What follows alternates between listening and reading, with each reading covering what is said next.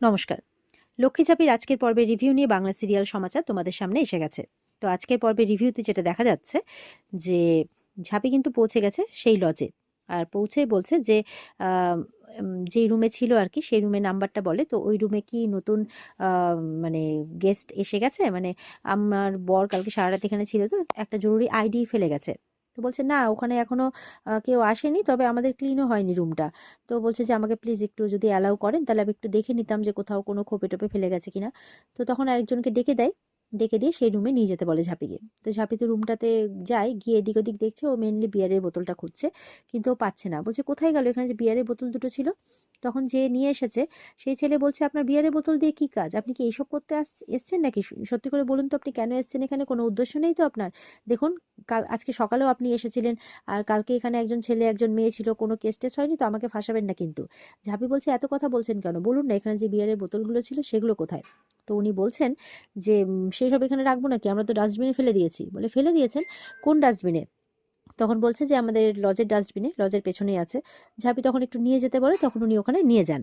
তো নিয়ে গিয়েও এবার ঝাঁপি যখন মানে বলছে যে এই ডাস্টবিনটা, তখন ডাস্টবিনটা খুলে দেখে ঝাঁপি অবাক। কারণ সেখানে অনেকগুলো বিয়ারের বোতল। এবার কোন বোতল খুঁজবে?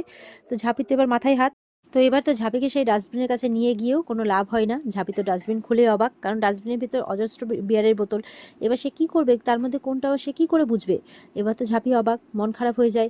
তখন বলছে, "এবার আমি কি করব মা ছাড়া লক্ষ্মী?" তখন দীপের ফোন আসে যে, "তুই ঠিক আছিস তো? তোর কোনো বিপদ আপদ হয়নি তো?" ঝাঁপি বলছে, "আমি ঠিক নাই। এখানে তো এসে দেখি বিয়ারের বোতলগুলো ফেলে দিয়েছে, এবার আমি কি করি?" তখন বলছে, "আচ্ছা, তুই যা ভাবার যা করার বাড়িতে এসে কর। ওটাই, এমনি তো হাইওয়ের ধারে, ওখানে থাকতে হবে না বেশিক্ষণ, চলে আয়।" ঝাঁপি বলছে, "ঠিক আছে।" আর ওদিকে দেখা যাচ্ছে ঝাঁপি যখন ফিরবে তখন ঝাঁপিকে ফোন করেছে ইনকা। বলছে, "কি, বিয়ারের বোতলগুলো পেলে না তো? হোটেলে গেছো তো খুঁজতে? আমি জানতাম তুমি যাবে।" ঝাঁপি তো শুনে অবাক। তো বলছে যে, "কি ভেবেছো যে দীপ ওরমভাবে বেহুশের মতো ঘুমিয়ে পড়েছে কি করে? আমি কিছু মিশিয়ে দিয়েছি নাকি বিয়ারের বোতলে? কিন্তু কি করবে, এখন তো পেলে না, প্রমাণও করতে পারবে না। কি করবে? কিচ্ছু করতে পারবে না তুমি। আমাদের বিয়েটা হবেই ঝাঁপি, আর তোমাদের ডিভোর্সটা হবেই।" এইভাবে বলছে। ঝাঁপি তো কথাবার্তা শুনে একদম অবাক। ঝাঁপি তো জানতোই যে ইনকা মিশিয়েছে, আর এখন তো পুরো শিওর হয়ে গেল। আর ইনকা ততক্ষণে কিন্তু মেহেন্দি পড়তে শুরু করে দিয়েছে বিয়ের জন্য আনন্দে। তো ইনকা বলছে, "তুমি কিচ্ছু করতে পারবে না, কালকে রাত্রে যা হওয়ার হয়ে গেছে। সত্যিই তোমার মা ছাড়া লক্ষ্মী আছেন, ওই জন্য আমাদের এক করে দিয়েছেন। এবার তুমি আর কিচ্ছু করতে পারবে না।" তখন বলছে, ঝাঁপি বলছে, "হয়েছে, তোমার লেকচারবাজি শেষ হয়েছে? তো এবার শোনো, তোমার মতো ধুরিবাজ মেয়েকে না ও কিছুতেই ভালোবাসতে পারে না। ও কেন, কেউই ভালোবাসতে পারে না। আর এত সহজে তুমি জিততে পারবে না, বুঝতে পেরেছো?" এইভাবে বলে ফোনটা কেটে দেয়। তো ওদিকে ইনকা হাসছে, আর এদিকে ঝাঁপি বলছে, "না, এইভাবে করলে হবে না। বিয়ারের বটল পাইনি তো কি হয়েছে? আমাকে অন্য কোনো পথ এবার বেছে নিতে হবে, কারণ ওকে তো আমি এই পাক থেকে বের করবোই।" তাই বলছে। এদিকে ইনকা চলে এসেছে দীপের বাড়ি। বলছে যে, "কাল তো আমাদের বিয়ে, তোমাকে তো নিশ্চয়ই শপিং টপিং করতে দেয়নি ঝাঁপি, তো এই জন্য আমি দেখো তোমার জন্য ধুতি পাঞ্জাবি কিনে এনেছি।"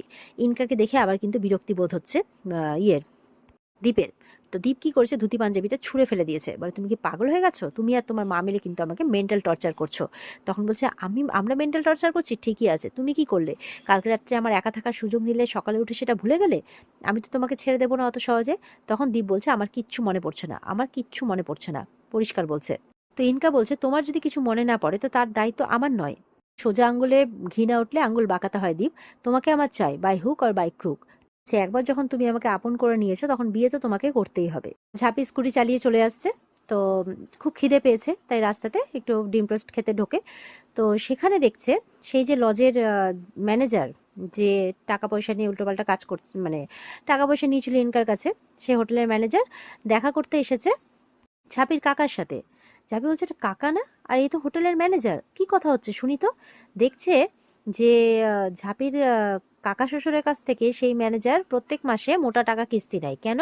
কারণ সেই কাকা নাকি কোনো একজন বিধবা মেয়ে মানুষের সাথে হোটেলে রাত কাটিয়েছে, সেই ভিডিও করে রেখেছে সেই লজ, আর সেইটা দিয়ে ওকে ব্ল্যাকমেল করা হয়।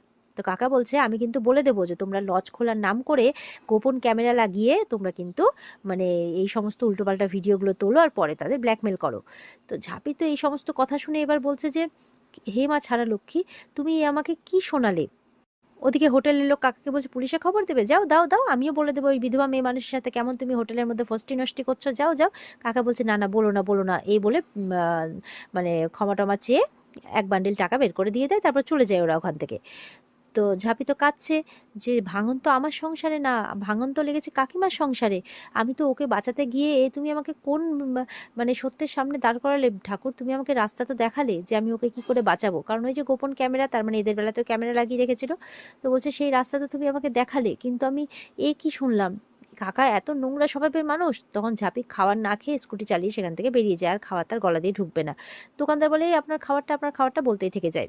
তো এবার ঝাঁপি বাড়ি ফিরেছে, তখন ওর কাকা শ্বশুরি জিজ্ঞাসা করছে, কি রে কোনো খবর পেলি? 24 ঘন্টা তো কাটতে চলেছে, এবার কি হবে বলতো, কালকে তো ইনকার সাথে দীপের বিয়েটা দিয়ে দেবে। ঝাঁপি কোনো উত্তর না দিয়ে চলে যাচ্ছে, বলে কি রে কোনো কথা বললি না? ঝাঁপি বলছে, তোমার সাথে কথা বলার কোনো প্রবৃত্তি আমার নাই, এই বলে চলে যায়। কাকা ভাবছে কি আবার কি হলো ব্যাপারটা, এরকম করে কেন আমাকে বললো? সামনে কাকিমা দাঁড়িয়ে আছে, কাকিমাকে দেখে কাকা বলছে, তখন আবার কাটানোর জন্য, দেখলে দেখলে কি করে কথা বললো, দেখলে, হয়ে যাক কালকে ইনকার দীপের বিয়েটা হয়ে যাক, এই মেয়েটার থেকে ছুটকারা পেলেই ভালো, তোমরা সব মাথায় দিয়ে তোল্লাই তুলেছো ওকে, নিজেকে বাড়ির মালকিন মনে করছে, হোক বিয়েটা হয়ে যাক, এই বলে চলে যায়। কাকিমা এবার মনে মনে ভাবছে, কি ব্যাপার, ঝাঁপি তো এরকম মেয়ে নয়, তাহলে এইভাবে কেন বললো যে তোমার সাথে কথা বলার প্রবৃত্তি আমার নাই? তো ঝাঁপি চলে আসে কিন্তু এবার ইয়ের কাছে, মানে দীপের কাছে।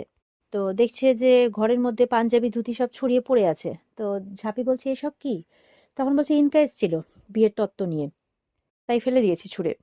দেখ, প্রথমে তো তোর কথা শুনে মনে আমার একটা আশা এসেছিল যে যাই হোক এবার বিয়ারের বোতলগুলো হয়তো খুঁজে পাওয়া যাবে, কিন্তু যখন তোর সাথে কথা বললাম, তুই যখন বললি যে বিয়ারের বোতলগুলো পাওয়া গেল না, তখন না কোথাও না কোথাও মনটা খারাপ হয়ে যায়, জানিস তো, আশাটা ভেঙে যায়, মনে হলো যেন বোধহয় কালকে তাহলে সবকিছু শেষ হয়ে যাবে, এরভাবে বলছে। তখন ঝাঁপি বলছে, হ্যাঁ বিয়ারের বোতলগুলো পাইনি ঠিকই, কিন্তু অন্য একটা উপায় পাওয়া গেছে ঘটনাচক্রে। তো বলছে, তাই? কিভাবে, কোন উপায় পেলি? তো বলছে, কিভাবে মানে পেলাম সেটা নয়, ঘটনাচক্রে পাওয়া গেছে, কি উপায় পেলাম সেটা বেশি ইম্পর্টেন্ট। যে ওই লজে কিছু বাজে কারবার হয়, যেরকম কাপলরা যায় ঠিকই সেইখানে, কিন্তু ঘরে গোপন ক্যামেরা লাগানো হয়, আর সেই ক্যামেরায় তাদের পুরো রাতের ফুটেজটা তোলা হয়, আর সেটা দেখিয়ে তারা কিন্তু ব্ল্যাকমেল করে। তো দীপ বলছে, কিভাবে তুই জানলি এত কিছু? বলে, জানতে পেরেছি ঘটনাচক্রে, এখন সেসব বলা যাবে না। তো এবার ব্যাপার হচ্ছে যে ওরা যখন ভিডিও ফুটেজ করে, তার মানে ওদের কাছে তোমাদের কালকে রাত্রে ফুটেজটাও আছে, সেটা যদি আমরা দেখতে পাই তাহলে কিন্তু সত্যের রহস্য, মানে রহস্যের সমাধান হয়ে যায়। তো দীপ একটু সংকোচ বোধ করছে। তখন ঝাঁপি বলছে, দেখো, সংকোচ বোধ করার এতে কিচ্ছু নেই, যদি সত্যি তোমাদের মধ্যে কিছু হয়ে থাকতো না, তাহলে তোমাদের কাছে এতক্ষণে ব্ল্যাকমেল কলিং চলে আসতো। তোমাদের মধ্যে কোনো কিছু হয়নি বলে ওরা এখনো কিন্তু ব্ল্যাকমেল করার জন্য কোনো কল করেনি। তাই আমাদের যে কোনো উপায় সেখানে কিন্তু আবার যেতে হবে, গিয়ে ওখানে একটা রাত স্টে করতে হবে, আর সেখানকার লুকোনো গোপন ক্যামেরা নিয়ে চলে আসতে হবে। তো দীপ বলছে, তাহলে সেটা কিভাবে করবি? তার কারণ ওরা তো আমাদেরকে চেনে, তাই না? তো ঝাঁপি বলছে, সেই উপায়ও আমার করা হয়ে গেছে, আমাদেরকে অন্যরকম সাজ সেজে সেখানে যেতে হবে যাতে তারা চিনতে না পারে, আর সেই গোপন ফুটেজটা নিয়ে আমাদের চলে আসতে হবে।